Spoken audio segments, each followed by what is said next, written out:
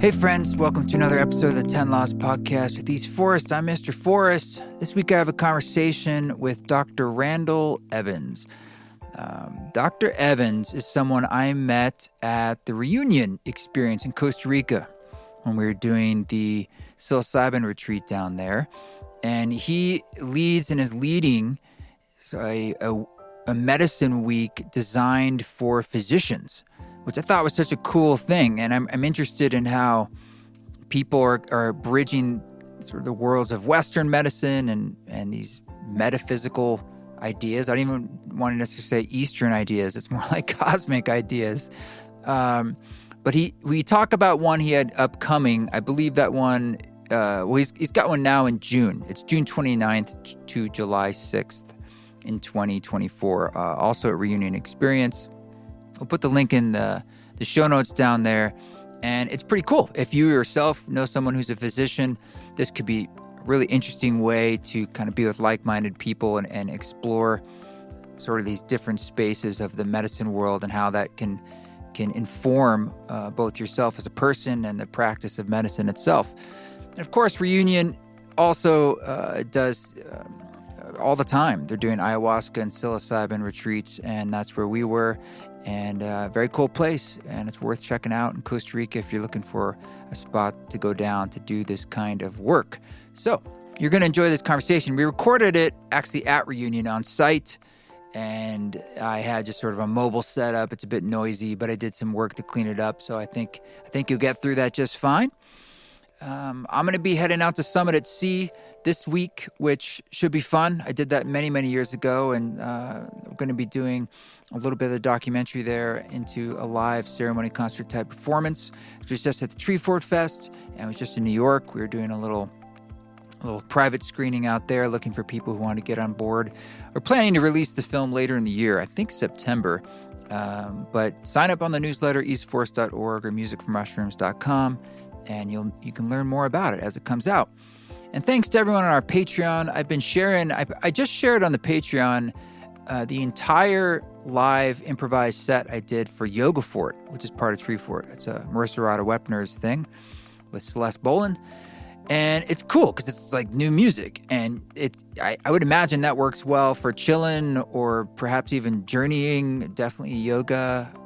And these are things I get to share over on Patreon, among other things like our monthly Zoom council and other things like that, even private one-on-ones. Check it out. It's at patreon.com/eastforest. It's a great way to support the project and the podcast. And I want to thank everyone who is on our council on Patreon for their support. But we're going to dig into this conversation right now with our new friend, Dr. Randall Evans.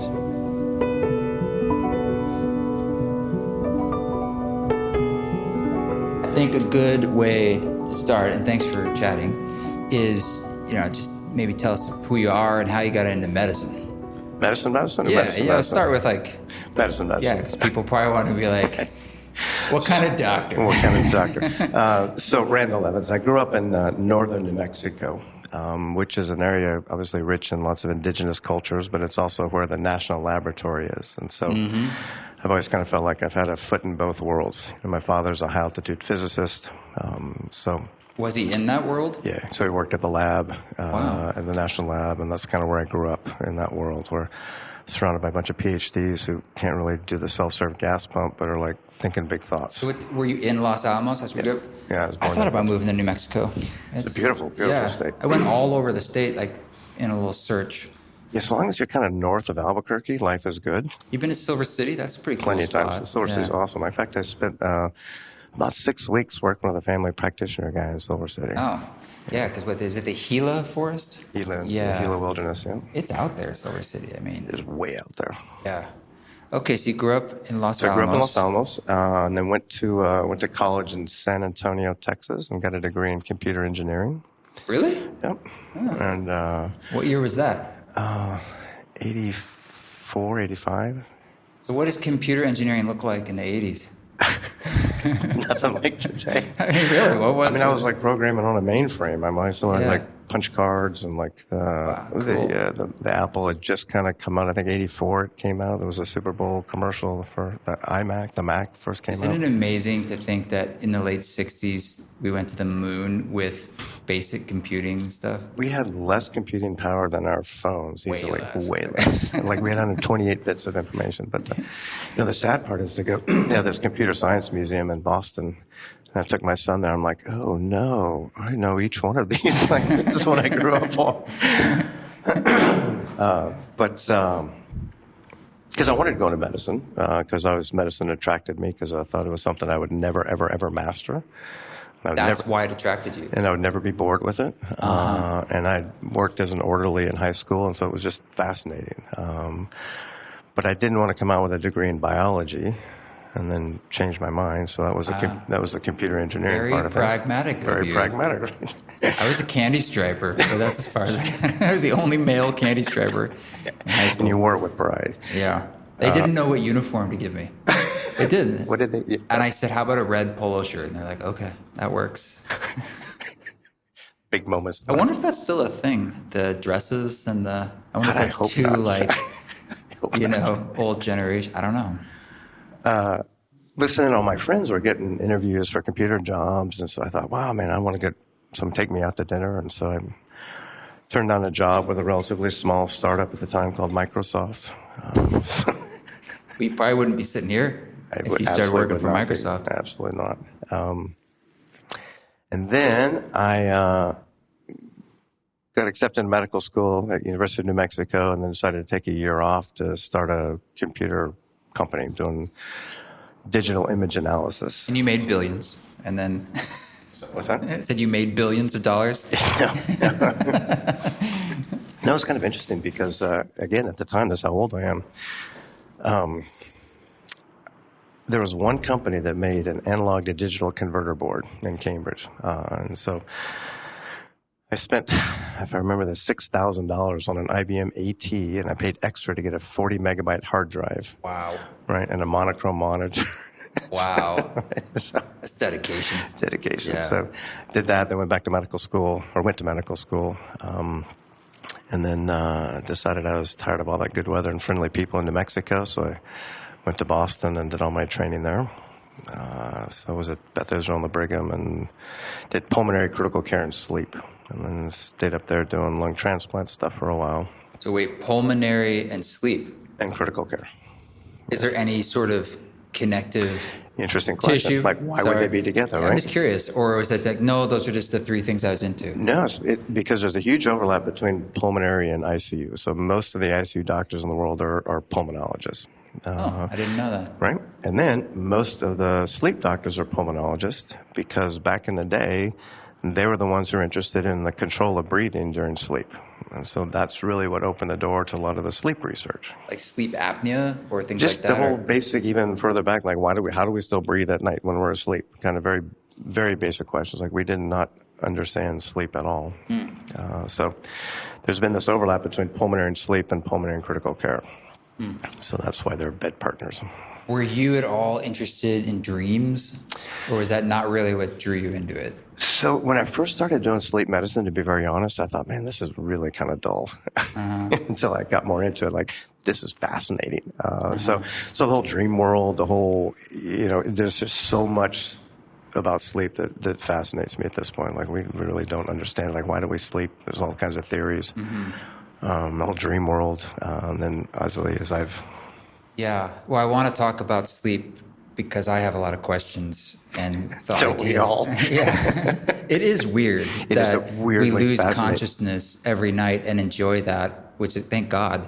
But it's sort of like dying. And the fact that we lose our memory of crossing over into sleep, it's very odd. Very odd. It's just very odd that like we're these beings that just every day we're just like, it's like fall over basically. And it's one of the rare things, like the harder you try at it, the worse you are at it. Like you cannot make yourself sleep. Yeah. And the more I think about it, the least likely I'm going to be able to do that. So there's so many lessons in sleep that translate across. But it's interesting because even some of the ancient Vedic texts would talk about the stages of awareness. Like there's our awake experience, there's our dream experience, and our dreamless sleep experience, all of which arise out of the underneath nothingness. And so there's a whole non-duality kind of discussion you can have about sleep. Yeah. So. All right, let's put a pin in that. I definitely want to come back to a lot on sleep. But so you were in Boston after you did your training, and then from there moved into. So then I moved into went to South Carolina to go into private practice. Needed to make a living, and then wound up in Hilton Head. So I opened a practice down there 5 years ago. And was that like as an internist or? So I went in as a pulmonary critical sleep. So it was kind of the old school triple threat. That's what you did as your private practice? Yes. Interesting. Yeah. Okay. Yeah. And did that probably for a while? Until recently? I did that for a long time. Yeah. Like 20 years? Or? 20 plus years. More than that. Yeah. Okay. So, and you said about a year ago, you made a shift. So what really happened is probably about 15 plus years ago, I was kind of in a dark spot. I had drank the Kool-Aid about, go be a doctor and life will be golden. And it turns out it probably doesn't always work that way. Did that hit you more recently, or is that something that was kind of in the background, but you're like, whoa, I don't know. You just kind of keep pushing it away. Keep pushing until it came to the point where it was like, something's got to change. And that really started, I really felt a calling to get kind of back to some of my childhood roots and the indigenous ways. I'd worked with some of the Native American healers when I was in medical school and stuff. And so there was a calling to get back to that. Was that just you, or was that there was an overlap at the school? Well, so the medical school supported that. That's cool. But it was kind of on my own to really flesh it out. But it was very, very much a part of the medical school's kind of mission to support that. Ceremony, or just more like knowledge exchange? Knowledge exchange, and kind of go see how you guys do it. God, I wish there was more of that. Even for indigenous communities, not to lose their own knowledge because it's getting westernized and watered down through generations. And to just really understand and respect other cultures and their beliefs. And like, actually, our burial rites are different than theirs, and we should understand that and respect that and know how to be sensitive to that. So it was. So you were having a crisis of faith, in a sense. It was, yeah. And so I kind of put the call out. I said, I kind of needed a teacher of some kind. I felt like I was on a kind of spiritual walkabout and needed some guidance. And interestingly, ended up deep in the world of holotropic breath work, which truly was my first deep dive into natural psychedelics. That's cool that you call breathwork a natural psychedelic, which of course it is, but It's a great way to frame it. Yeah. How did that come across your radar? It was one of those things in the universe. I was like, I need some help, and I didn't really even know. And next thing I know, I'm in this weird house in Savannah with some San Francisco hippie playing a whatever those things, those Australian weird instruments, and breathing hard and having this incredible experience. And I just went from there. And that was how long ago? Probably 15 plus years ago. Oh, okay. Okay. So I did a deep dive in that and spent a year plus really, really studying that. We would, once a month, there was a group of us, we'd meet around the country and we would do breath work like Friday, Saturday, Sunday, and really deep dive into understanding that process and working with that world. It was really, in retrospect, it turned out to be exactly what I needed. That was before it was cool. Way before. Way before, yeah. That's really neat. I mean, that must have been, I could definitely see that being very transformative. But at some point, spoiler alert, like you got into ayahuasca. Right. So I'm just trying to, connect the dots to bring us to today. So during the breathwork thing, like I had truly one of the foundational experiences. Like I felt like I touched bliss, for lack of a better word. And I was like, what is that? I got to find that. I need to know more about that. And so it was this deep curiosity of having touched another space, experienced something. Because at the time, it really felt like my life was in this box, and I couldn't find a way out. It was like everything I was doing was just a repeat of what I had been doing, and it just wasn't working. And So that breathwork experience was like, oh, wait a minute, there's another way. I don't know what it looks like or how to get there, but it felt like it was a door. I was like, there's something on the other side. There's another way to live life, and I need to know more about that. Yep. But still, how did then somehow the divine, I mean, were there stepping stones between the breath work and us sitting here in Costa Rica? So the breath work, I did that. And then, again, I'm not exactly sure how, but I ended up studying with Quero shamans out of Cusco in Peru. And so I worked with them and studied with them and really understood their cosmology and working with energy, and that's a whole different thing about energetic body informing the physical body. It's a whole different take on health and illness, which again resonated with me. Because at the same time, in doing the Western medicine thing, there's just too many things that don't make sense, right? That don't follow what we've been taught. Like what? Well, I mean, you would see people who had no business dying, and they're just dead. Like, I can remember a very profound experience when I was an orderly in high school. Now, this is back in the day before we had diagnostic CT scans. We did a lot of exploratory surgeries, and met this man preoperatively. He was going in for surgery the next day. He was seemingly fine from where I stood, and operating room, they find out he's got metastatic cancer, but the next day, he just died. But no physical reasons, like the will to live disappeared. And it's like things like that just didn't make sense. And I would have patients that they had no reason to still be alive. Like if you looked at them on paper and did every rubric, everything you could think of, like there's no way someone can survive this, and they would go through fine. And so there was just too many things that just didn't really fit the script that we'd been taught. What is the script saying, though? Like, what would be the standard response to that? Well, I mean, we're taught that, it kind of goes back to this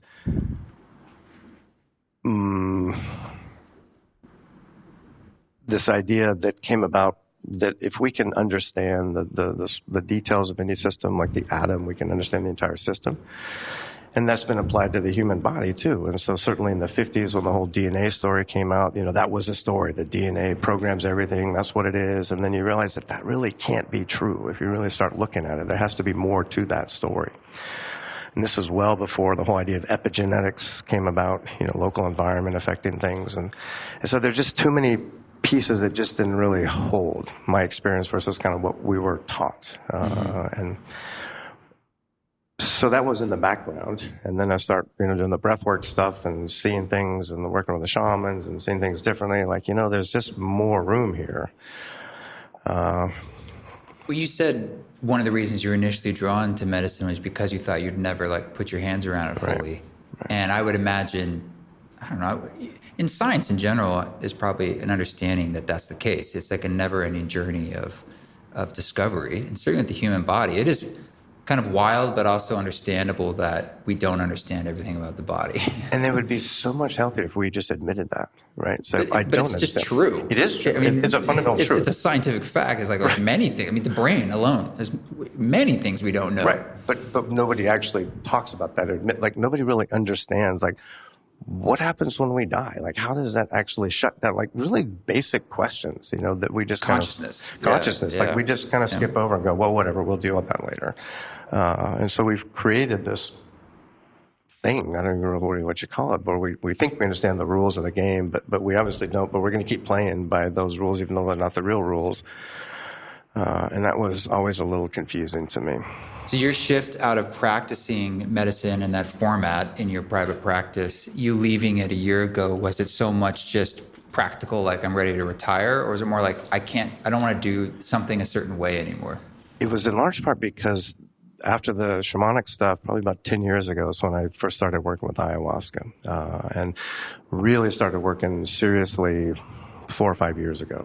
Did an apprenticeship and really went deep into it, because to me it was my medicine. I mean, it just allowed me to explore that space and understand more in a greater sense. And so that change I actually brought into my practice. You can't help but, and it just changed my experience of medicine completely. I mean, I really regained my fascination with medicine. I started enjoying working in medicine, enjoying working with patients again. All these things that were a challenge in the old way suddenly just became a very much more enjoyable experience. And the big thing that drove me is like I would see so many of my colleagues, they would come in and they had that fire. You could just feel they're burning, ready to do the right stuff, and then just gradually just get beat down, by the system and by the way doctors manage each other and take care of things. And it was just like, I just need to share this with my colleagues for lots of reasons. So I kind of started shifting my practice where I was doing primarily intensive care work. So I'd be in the ICU for 2 weeks, and I'd be able to go do other stuff for 2 weeks, back and forth. And then finally I said, you know what, I just need to do this other medicine stuff full time. So this other medicine stuff is Right. ayahuasca ceremonies, or is it particularly focused, is your interest in bringing in your colleagues into this world? Both. It's both. So it really started just the ayahuasca ceremonies, like understanding and really developing that deep understanding of relationship with the medicine, with the process, with, I studied a lot of years before I would consider myself a doctor in the Western world, and Right. I have the same respect for this. So I spent a lot of time really trying to understand it and studying, and before I would consider myself a medicine carrier, whatever term you want to go with it. I mean, it requires the same dedication and respect. And in fact, I think it's probably more challenging, that path, because it's doing stuff with yourself, which is always... You got to walk the talk. Exactly. Yeah. You can't bullshit your way through that one. And so it's What's the equivalent there, like doctors who smoke and destroy their own bodies, or is there any? Well, maybe a lot of doctors, it's not so much as we view it in Western medicine about health. Right. It's more just about fixing symptoms. It is. A lot of times. And then it becomes so clear that, I think I shared with you that this idea that kind of Western medicine has become its own religion. And, we're the high priests of it. We talk in funny language and wear funny clothes and have convinced people that they can't take care of and fix themselves. And so it's this weird dynamic that gets set up doesn't work for anybody in the system. What do you think are the biggest myths as you've moved from inside the system to learning, bringing in these other traditions and knowledge that are like the blind spots of in that religion that we have about medicine? Because obviously, on the other side of that coin, we do know a lot. We do. And we have some amazing techniques and abilities. Absolutely. And so it's sort of like, where do you think the scale is a little out of balance? I think that for me, it's this concept that if we can't measure it, it doesn't exist, right? And so we've excluded so much just because, again, it's not real unless we can measure it. But then you don't have to go back very many years to realize that the limitation then is our measuring instruments. Right? So it's not really what's out there, it's how well we can measure things. And so this idea that if we can't measure it's not real means we exclude so much that's actually a part of health, right? Like our emotional state, our physical state, our energetic state. Like that's such a big part of being a person and being healthy, however you want to describe that. And so if we can't address that or acknowledge that, or at least say, yeah, that's real, then we've really painted ourselves in a corner. And I think that's the big thing in the Western medicine world is we end up going down these technology rabbit holes. And, just because we can do something doesn't mean we should do something. And I think there's also this dynamic that gets set up, like the physicians are in a place where they feel like they should be able to fix things, even though they're way out of their control. And so there's this weird dynamic of patients like, please fix me, and doctors, oh, I need to fix you, even though that may not be the right conversation to be had. It's like, oh, we need a prescription, here's an antibiotic because you have a sore throat, as opposed to maybe let's talk about it and find other ways to go about this. Did you ever find that or even now, just when you being a physician, that people ask you questions about medical stuff? And I would imagine, like, it's such a broad field, and you're like I have certain zones I know a lot about, All the time. other zones I really don't know as all much the about. time. I'm like, I don't know. Like, a rash? I have no idea. I have no clue. Good luck with that. And what do you think, like, the average person or the layman? Because another way I look at this is like there is a bit of a strange backlash against science I mean, COVID kind of warped things in a weird way, where I don't know if it's a response from us not having like a universal access to our own standard sort of healthcare. So it's a reaction is that we all get more tribalized about like, oh, I don't even believe that stuff. Now it's like, I think you need this, or I think you need that. And it gets very I don't know. strange. It is very strange, and I don't understand it. I mean, I would be literally at the bedside with people who are literally dying of COVID, say, you've got COVID. That doesn't real. It's not real. It doesn't exist. I'm like, but you're dying. This is a fact. You're sick.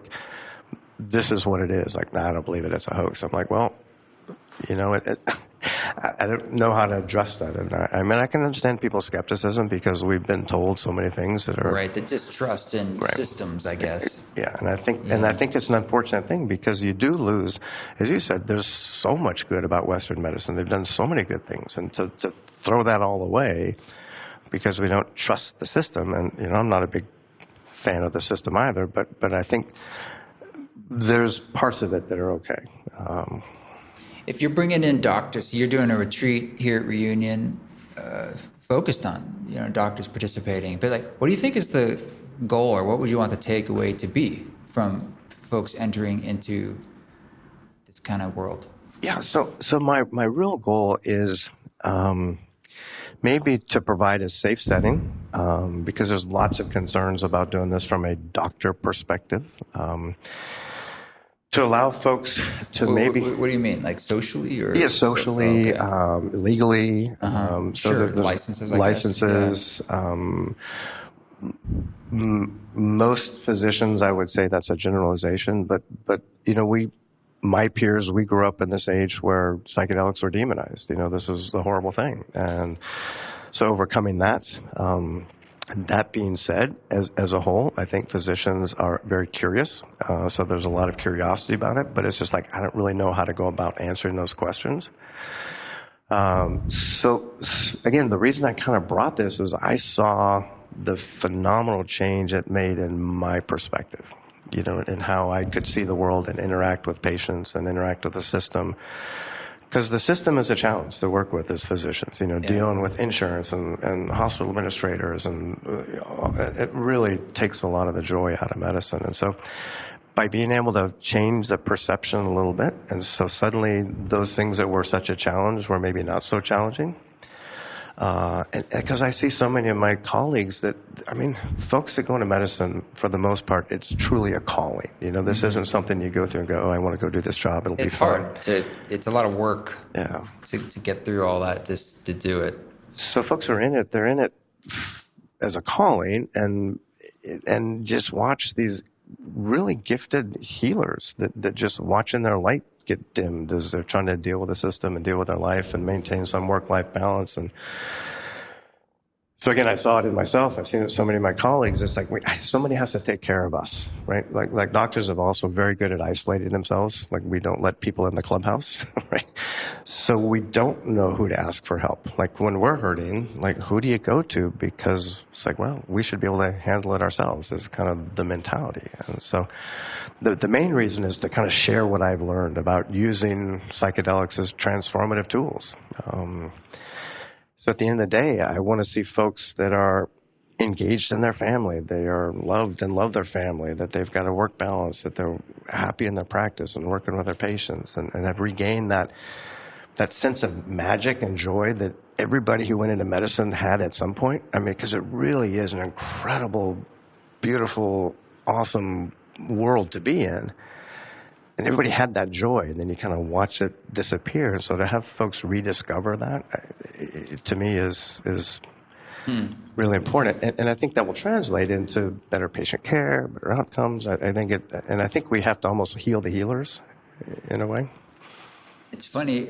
I'm hearing you say it's less about transforming the medical system and more about it's a very human outcome. Yes. It's like, I mean, that would be any industry. Right. In what ways do you think the medicine work, plant medicine work, transformed you? Like, how did that practically change your work inside the Western medical world? Yeah. Because I'm hearing you talk about how it brought a joy back, which I understand, but I'm just curious then, like, from the patient perspective, Like, did it change your diagnoses? Did it change how things you chose to do or not do? It did. So big thing about, like, I think when you spend enough time exploring that space, it certainly changes your perception and understanding, and like energetics and stuff. So for instance, I stopped giving people a diagnosis, right? Because when you actually give somebody a diagnosis, you have COPD. So often people then disempower themselves and they give all their power over to that diagnosis. Oh, I can't do this because I've got blah, blah, blah, right? And so again, it just kind of feeds into the disempowering of people. It's like, no, actually, you have the capability to make yourself better. We can work together, as opposed to a diagnosis, which is really a very subjective kind of constellation of symptoms and findings. It's hard to really know, but so often that becomes the defining feature of people's experience, and that's what doctors focus on patients, as opposed to focusing on you. What's going on with you? I feel short of breath. Great, let's work on that, as opposed to, oh, you've got this disease, I'm going to throw this medicine at you, which may or may not actually address the problem. So I think that was one big thing, and it's hard to put in words, as you know, kind of how that shift happens. But when you know, certainly working with plant medicine has changed my understanding of where I fit in the cosmos. You know, who I am, what I am, where I am. And that then translates into a much different relationship with patients. Particularly, you know, I've spent my entire professional career dealing with death. So lots and lots of time in the ICU, helping folks when it's time, helping families come to that. And certainly working with plant medicines has changed my relationship with death quite a bit.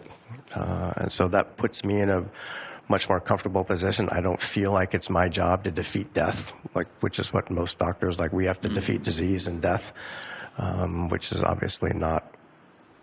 Does that feel like it goes against the Hippocratic Oath in some way? The Hippocratic Oath is much more like, okay, don't do bad things to patients, right? But Depends in some how you way, define bad. Well, that's my point. Then you get to the next point and say, well, exactly what is bad? You know, we spend a lot of, we have a interesting relationship with death in our society, as you know. It's very much something we don't talk about. We keep in the closet. We avoid at all costs. And it's very hard to live well if you don't know how to die well. And, you know, if you can't die well, you can't live well. And so I think it's really important to bring that reality. It is what it is. Let's not pretend it's otherwise. Wow. So the work with sleep, I'm curious. This is where it gets more weird. Well, maybe not, but doesn't it though? Well, I'm just interested. Like, it's already confounding in dreams and while we sleep, and then you add in, like, you have all these experiences in the medicine space, which are kind of like dreamscape. Absolutely. Or some people look at they speak about the Akashic realm, or you know, like the fourth dimensional space is like maybe where dreams are and things like this, and then we get into psychedelic spaces. You're dancing around these different zones as well. I'm curious how your thoughts on sleep changed, or your views on both the value of it or how we can work with it, but also maybe like the role of dreams or sleep in general. Tremendous difference, and I love this subject because I don't have the answers at all, certainly. Yeah, it's kind of poetry. It's a space of poetry. It's beautiful, because if you take it just from like kind of the Western, like, oh, we sleep and we can measure brain waves, and here's how you tell in what stage you're in, and again, this very mechanistic kind of deal, and we can understand, well, what parts of the brain are in charge of keeping us alert and help us sleep, and what are the switches, and that's all fascinating. But what's really fascinating is how the hell did that come to be, right? But then on a different level, when you've worked with plant medicines and been in the psychedelic space or done any kind of non-dualist kind of stuff, then you realize that, gosh, this experience that we have right here, you and I talking, really isn't that different than the experience that we have in our dream world, right? Like in our dream world. When you're in the dream world, yeah, it's real. Exactly. And it's just as real as this, right? But it's different. I mean, this is like when you have that, I had this dream about you, but it wasn't you. You were. But so it's just as real in that dream world as this is here. And so then there's certainly plenty of cultures where that dream world is just as real as this world. You know, the Yaqui Indians are very big about like finding that dreamscape and living that world, and that's just as important as this world. And so what do you think we could be? Is there a way we could be more active as a participant with dreams or sleep or something we're doing that people are like would help us to be more in right relationship? Well, I love the concept of lucid dreaming, and the idea, and I've designed little gizmos to see if we can induce lucid dreaming. If you stimulate people right at REM sleep, and I love that idea because it translates to, well, this is lucid dreaming, what we're doing now, and I love the idea of allowing people to experience that lucid dreaming where you do have more of a sense of controlling it. Maybe that's not the right word, but in engaging in being an active participant in that dream world, because I think to me that helps bridge kind of the difference between this experience and the dream experience. I've never really been a student of the Freud dream interpretation thing. So I can't speak to that, but I don't. Certainly now, I love my dream world, and I look forward to being in there just like I look forward to waking up into this world. They're both rich and rewarding and fascinating. And dreams, Ram Dass, I think I heard him say once that it's sort of like, look, probably most of your dreams are just your brain working things out. It's gobbledygook in ways. Like don't worry about it too much. Don't put too much on it. Yeah. But it is a space where the veil perhaps is thin and some things can come in. So like I'm just remembering now in this moment that last night, I believe, I had a dream about a dolphin. Mm-hmm. And we were with dolphins. And Rada 2 nights ago had dreams that we were all riding on dolphins. I was like, oh, that sounds like a dolphin visited you. And then I'm just remembering now a dolphin maybe visited me. And I'm like, I could just say, so what? It's just a dream about dolphins. Right. And I'm like, but it could be that's a zone where stuff can essentially, where it's harder, it's too dense, since my mind's too in this rigid 3-dimensional reality of waking reality. And, how you work with that, there's lots of ideas, but it is a zone maybe where certain communications can happen. Yeah. And I don't think it's that dissimilar to what happens to our brains under psychedelics, like the changes.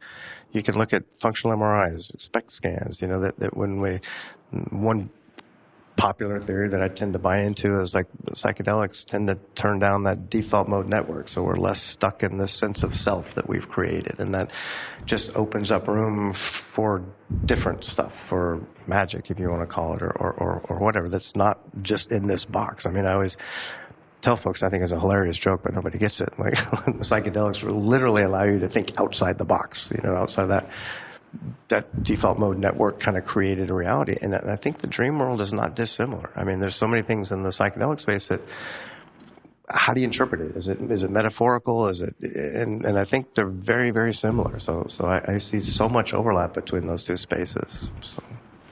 Do you think psychedelic work could be practiced for dying, or is there a way that we could be dying well? Absolutely.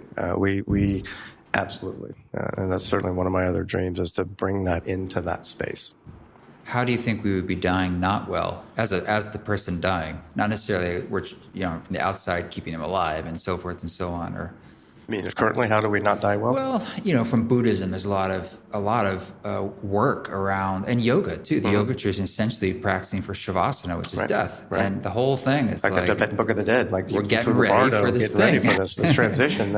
I mean, I would love to be sitting at people's bedsides and reading the transition through the Bardo states, like they talk about in the Tibetan world. I mean, I think there's so much more that we can bring to that experience. There's a term satori, which is, when you have that moment where death is happening and you have no back doors, no options, like it's here, is a very pregnant moment for awakening, and we rob people of that in large part, and because we're treating ourselves and families, and we don't want people to suffer and be in pain, et cetera, but we rarely are actually talking to the patient and go, what do you want right now? Like, what's important to you?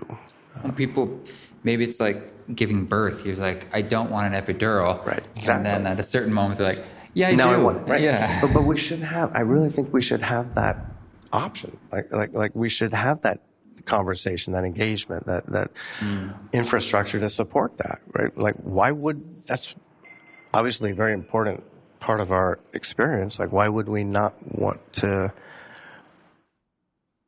make space for people to have their experience? Yeah, I suppose it's a little harder when people are incapacitated, or we wonder if they're in right mind, because death can be messy, and all sorts of things can be said. Not just what's said isn't the reality of their But consciousness. just before it got messy, there was a period where you knew that most times, Right. unless you got hit by a bus, but most times you kind of know something's happening. That's the time to start having those conversations, engagements, and understanding, and being able to kind of dig, because everybody has their own belief system about what this is going to be, and like how can we best support that transition? I don't know what's best for you, but so me deciding the best way for you seems a little convoluted. Sure. May I ask you, like, what you personally have learned about death in your journeys, and combined with working with people actually dying? Absolutely. I can. One of the first medicine kind of people I worked with in medical school would tell me, death is your greatest ally, it is your greatest teacher. And those words have resonated and come back, because it truly is. I mean, we have to keep in mind, I think, that we're going to die. Like so many people want to ignore that, and that changes how we live, knowing that. And I don't know that means we can live every day like it's our last day, but I think having the recognition, the knowledge that death is part of our experience, and to normalize it, it just changes the whole dynamic. And so the whole fear of death has become not a thing, and it's nice to be able to be in that space with people and to hold that space and go, yeah, this is what's happening, but we can do what we can, and we can't keep it from happening, but it is. Let's dance with it. Yeah. I mean, it's natural for people and family members to have fear and a range of emotions to come up, but I don't know what culture it is that will wear a death shroud in life, and that's what you'll be buried in. Right. And I think those things are so important, even if they're just a memento, a memory, is something remember this is going to happen, and it is going to happen. It doesn't matter how much money we've made, how important we were. Like, when I'm with you at the bedside, you're naked and afraid, just like all of us are going to be. And that's actually a very beautiful thing. It is certainly the equalizer. Yeah, most people don't have any closeness to the experience maybe ever, right? Let alone seeing a dead body or being around until it comes to your family or your life. Like, how many people do you know have actually seen a dead body? Like, in our culture, it just doesn't happen, right? Yeah. So we keep it so mysterious and so in the closet that it's such a big thing, as opposed to other cultures where death is just part of it. Grandma died. She's in the living room. We're doing what we're doing until we take her to where she's going, and just is what it is. And yeah. Well, so as far as like the work you're doing now, what is it that you're most excited about? And I'm also curious what maybe you miss now that you have made more of a transition out of the day-to-day practice of medicine. Yeah, I love where I am. I've always felt very, very at home in the ICU environment, and felt like that was a very comfortable place for me until I started hosting ceremonies. And I realized now that's where I really feel at home. So I really, really, really enjoy that experience. I feel very comfortable. I miss the colleagues, the friendships, because anytime you're sharing a kind of a challenging experience, there's a bonding that goes on, right? And so, the late nights when you're there and you called in, you get sick people and your cardiology friends there with you, and you're like doing the stuff, that's a sweet moment where there's some bonding, like trauma bonding, if you will. Yeah. So I miss that. I do miss that part, but hopefully I can get them to come play with me over here. It's a kind of medicine here, right? It's just using new tools, a bigger breadth of unseen tools, in many ways, energetic tools. Yeah, old tools, actually. Yeah. Old tools, very, very old tools. The original tools in some ways. Like, every pharmaceutical at one point in its life was a plant medicine. Right? It just got stepped on and changed around and whatnot, but they are the original tools. So yeah, I've heard it thought that in the Amazon there could be untold, there of course are all sorts of drugs in there that we have yet to come across, and who knows what uses that. It's amazing too, just the old how ayahuasca came to be, which we don't know for sure, other than like, well, we talked to the plants and they told us to combine them in these ways. Go find that guy around the corner. We need some chacruna. Come in here. Yeah, it's like if you're in the jungle, you're like, there's a lot of plants around here. How do we choose that one? And the whole chacruna ayahuasca thing, they grow near each other, but they can't be too near each other, or the ayahuasca vine chokes up. So how did we figure out? Oh, go around the corner and add some of that plant to this, and this will be beauty. Because you actually have experience with this now. Yeah. Yeah. You open to talking about that? Sure. You have land and you're growing. Yes. You're trying to replenish. Yes. So we have a total of 400 acres in Peru, 200 of which is kind of raw jungle that we were able to purchase before it got turned into palm oil deforestation kind of thing. So some beautiful ancestral type vine. I've had experience cooking the medicine, and that's a whole another joy, and there's so much there that we can go into. But so cooking medicine is its own fascination. Typically other plants are added, so it's not just, ayahuasca in itself is a brew of various plants, and so different ayahuascas will also have different perhaps properties. Right. So ayahuasca, the generic term, typically refers to a combination of the vine, ayahuasca, and a compañero plant, and chacruna is the most common one. That's the DMT source. There's plenty of healing and work that you can do just with the vine. But the beautiful thing is that you can add different compañero plants to it and have a completely different medicine. And one thing I've also been drawn to is, certainly I make one brew and that's the one medicine, and I serve it to everybody gets the same medicine. That's one approach. But I think in some ways the onus is on us to also, and this will be a little esoteric, but help ayahuasca truly show her power by being able to mix different concoctions, because different people need different things. Like I had to be familiar with lots of different medicines in the Western medicine world, and I think the same is true here. So depending on how you cook and what you add, it can have very different healing effects, and it can be very personalized. So I think that we have so much room to even explore to that world, and that fascinates me. So it's I like being a vegetalista idea, and all the different plants that we can work with. Yeah, my experience with that, the first shaman actually I ever worked with, Peruvian shaman, he was an obstetricianist as well. Right. And I thought that was so cool. Yeah. It's like birthing babies and then why not birthing these spiritual babies. Right. Like on why this not? Other job. I love that. I mean, I love that when I'm in that space and I'm working with death. I go, hey, yes, I know you from there. Let's work here. It's so, to me, it's such a blessing to be able to have both of those experiences and to bring them together and to understand where did Western medicine actually come from? Like, how did we get to where we are? And really understand kind of the roots of what does healing mean? Like, what does it actually mean to be in right relationship with our body and with the earth? And what does healing actually mean? Did you get interested in your studies in ayahuasca into sort of Eastern medicine?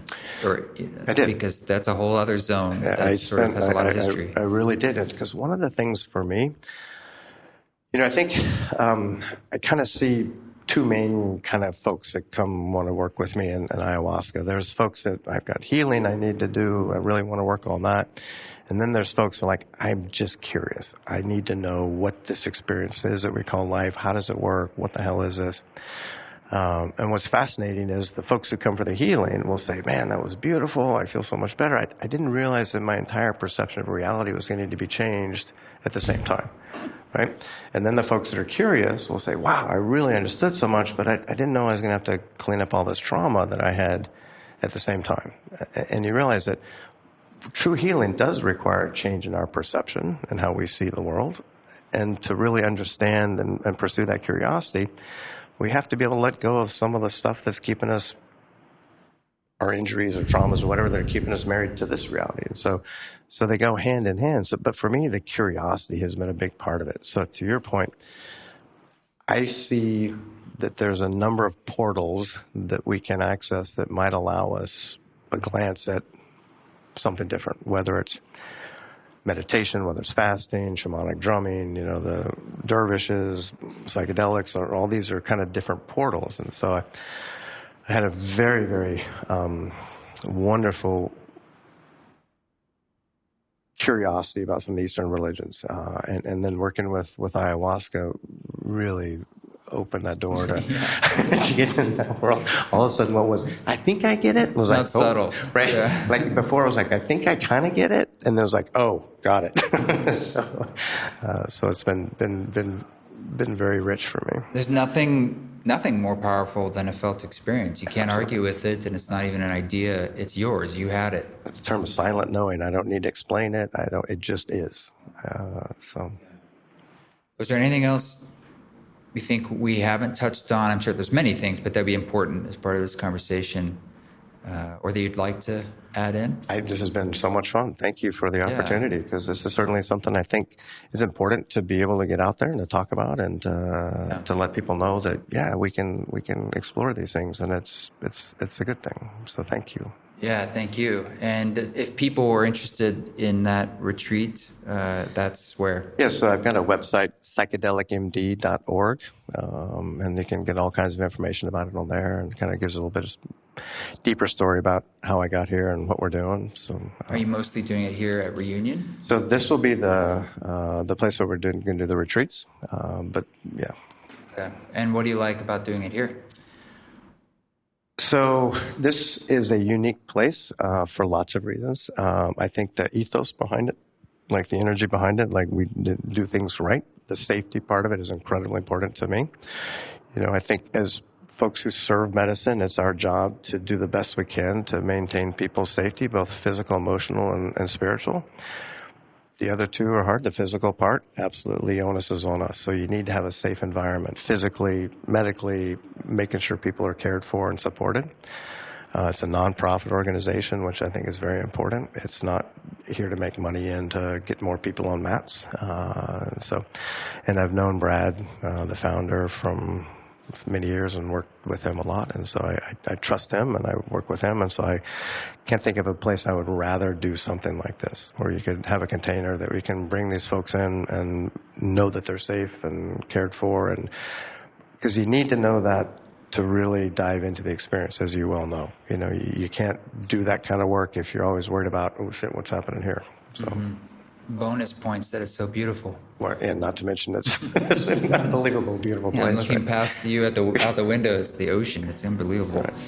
So, well, thank you so much, and it's great to talk. My pleasure. Thank you. Enjoyed it. Thanks, Randall. Thank you, Dr. Evans, for coming on the show. That was fun. It's always fun when people open up, especially in worlds that are like traditionally known for not talking about this stuff, and just sharing about how it's improved your life or just your own story. We always like hearing stories from people.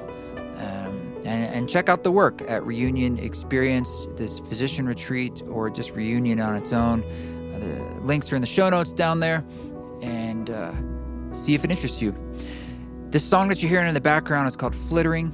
It is from Music for the Deck of the Titanic, the deluxe edition, which we just added five more tracks to the regular album. So that's wherever you listen to music. The vinyl is out there as well, which is this beautiful sunset swirl is what we call the color. And thanks to everyone on our Patreon. If you're going to be at Summit at Sea, cool. I'll see you there. Otherwise, we'll catch you at the next thing. Lots coming up this year, so thanks for staying in touch, and thanks for sharing the music and the podcast. You keep walking your walk. Don't take any shit, but if you do, do it with grace.